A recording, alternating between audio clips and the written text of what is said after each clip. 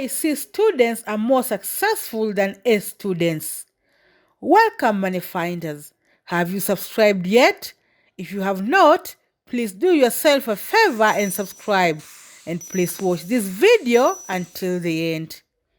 In the 1800s, schools were designed to teach obedience. During the rise of our industrial age, big companies needed workers for their factories. The purpose of the academic system was to create obedient and compliant workers who never asked questions. Thus, the creation of the standardized test. Parents encourage their kids to study well, not realizing that a degree is not a guarantee of a successful job and a happy life. Unfortunately, the reality is different. Although most positions require you to have a degree, no one will look through your grades. When you graduate, the only thing that matters is your knowledge and the ability to operate within the system. Despite the fact that our world has dramatically changed since the 1800s, our school systems are structured in the same way. The world is moving to an entrepreneurial and innovation-driven economy. The world doesn't need obedient and compliant factory workers anymore. The world needs creatives, innovators, artists, and hackers. We are done with the pathetical living out our lives in school and at our 8 to 5 jobs. We are sick of it. We are done with it. And the best part, the new economy wants it as well. So why is it that students that you could barely get their C at the end of a semester manage to become super successful? Let's look through 10 reasons why C students will be the best, most successful people in the world. Number 10. Self-directed learning is for them. Why do C students not go to extremes? They rarely get excellent grades, but non-satisfactory results are also not for them. The answer is simple. C students love learning. They just prefer to dictate the direction of their own learning. They don't want someone else to tell them how to think. They prefer to explore and discover for themselves, to study what they are naturally drawn to. Consequently, C students opt for self-directed learning and complete tasks in other disciplines, only for them to be completed without paying attention to the quality. Number 9. They are far from being perfectionists. If you are not embarrassed by the first version of your product you have launched, too late. Reid Hoffman. Done is better than perfect. C students understand and live by this.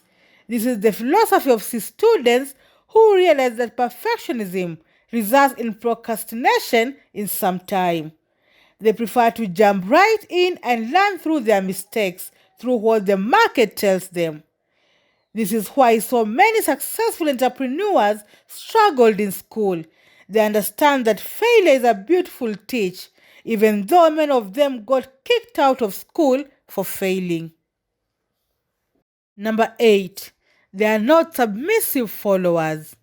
One of the main characteristics of an S student is that they are great at following rules. They are submissive followers. C students will never do that. They think for themselves. They either break the rules often or they make their own rules. They don't walk between the lines without first questioning why those lines exist. These types of focus is highly valuable in the world of business. It leads to results. Number 7. They understand what it is to struggle. Most of non-excellent students are not lucky enough to receive a dream job only thanks to a perfectly looking degree. Success requires emotional intelligence, perseverance, passion, and most importantly, the ability to overcome failure. They have to pave their way through many obstacles to reach their heights. It appears to be a very valuable experience to go through ups and downs, as the way in business is similar. See, students learn to struggle right from school bench. They look for an approach how to pass exams and graduate from school instead of being expelled. True achievement is to become someone in a real world. And if graduated from college with a lower grades, don't despair. Real life and real lessons occur when you leave the classroom. Number 6, they follow their dreams. While the A and B students are listening carefully to understand what will be on test, the C students are looking out of the window at the clouds and beautiful landscapes. They're thinking about the big things they will do in life. They're working out important problems in their minds. Look at Richard Branson. He dropped out of school at the age of 15.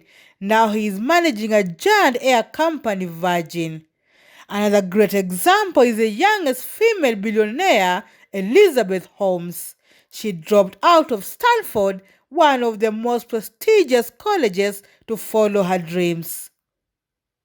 Number 5, they question the validity of the academic system. See, students don't truly believe in the accepted education system. They don't feel like they want to be the products of an academic factory. They see a great deal of good that comes from it, but they don't worship the system. They see its many flaws. On the other hand, students live and breathe academic performance. By not believing too much in academic, see students find other ways to learn. They go and join groups or even get jobs and learn practically. This extra knowledge is what makes them better than the students in the field of business. See, students aren't afraid to challenge the status quo. They are able to make major changes in the industry. Number 4, they find the simplest solution.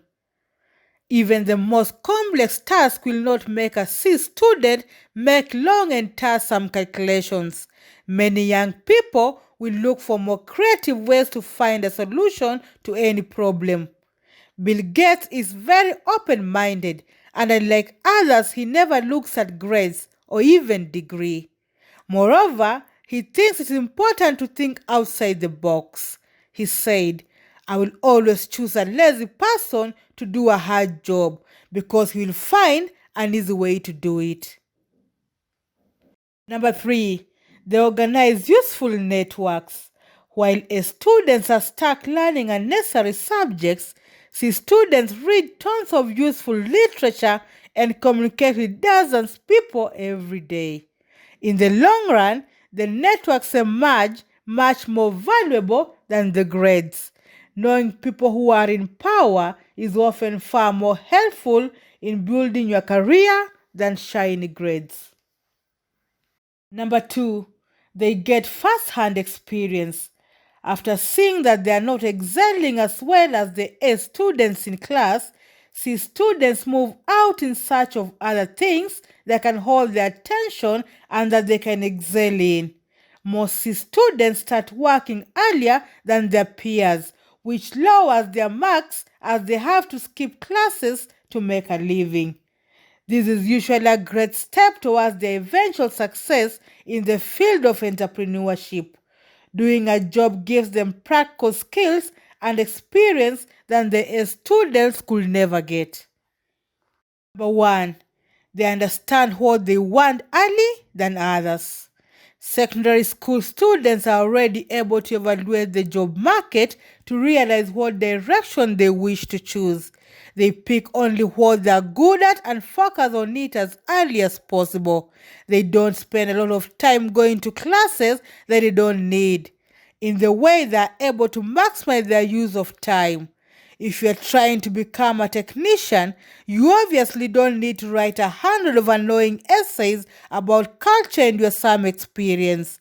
World famous innovator and entrepreneur Steve Jobs never finished college and made it to the top of the IT industry only because he was focused on doing what he liked.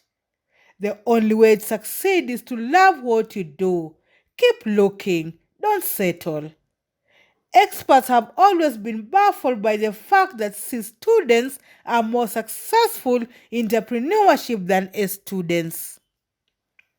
If you find out that this video was helpful, then like, share and subscribe on our channel to get future videos. Thanks for watching.